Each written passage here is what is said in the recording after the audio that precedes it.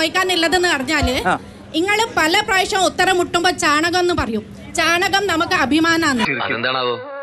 എന്താണെന്ന് ചോദിച്ചാ ചാണകം നമുക്ക് അഭിമാനാണ്. മനസ്സിലായോ? നമുക്ക് അഭിമാനം. പൊട്ടന്മാര് പൊട്ടന്ന ലോക പൊട്ടനാണ്.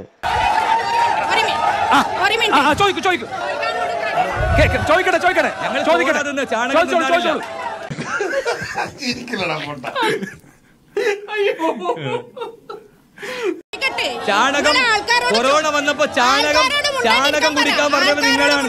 ഗോമൂത്രം കഴിക്കാൻ പറഞ്ഞത് നിങ്ങളാണ്. ഈ രാജ്യം ഓരോ വ്യക്തിയും എടുത്തു നോക്കുക, അവരിൽ ചാണകമുണ്ട്. 21-ാം നൂറ്റാണ്ടിലെത്തി. ഇരുണ്ട യുഗത്തിലല്ല ഇന്ത്യ. ഒരു മന്ത്രിയാണ് അതിനെ ഞങ്ങൾ എതിർക്കും. ചാണകം തിന്നാനുള്ളതല്ല, ചാണകം തിന്നാനുള്ളതല്ലെന്ന് ഞങ്ങൾ ഈ നാട്ടുകാരോട് പറയും. കൂനിമ്മേ കുരു എന്ന് പറഞ്ഞതുപോലെയായി ഇപ്പൊ കാര്യങ്ങൾ. നമുക്ക് ചാണകം അഭിമാനം തന്നെയാ. എന്തെന്നും അത് ഈ പറയുന്നല്ലോ. പണ്ട് കാലത്ത് ഒരാളും നിങ്ങളെ നിൽക്കുന്ന ഒരാളും ചാണകം ചവിട്ടാതെ നിങ്ങളെ പൂർവ്വജന്മാരില്ല. ദൂളത്തരവാടാ ഈ പറയുന്നത്.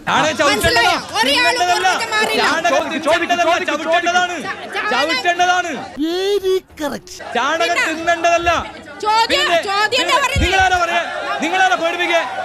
മൂർഖനെയാണല്ലോ ചവിട്ടിയത്.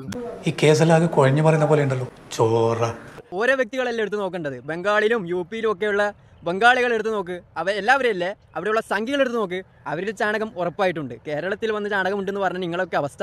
വെറുതെ വഴിയെ പോയ വയ്യാവേലിയെല്ലാം പിടിച്ചു വെച്ച് സ്റ്റേഷനിൽ കയറി ആകെ നാണക്കേടായി. നാണം കിടന്ന് നമുക്ക് പുത്തിരിയൊന്നുമല്ലല്ലോ.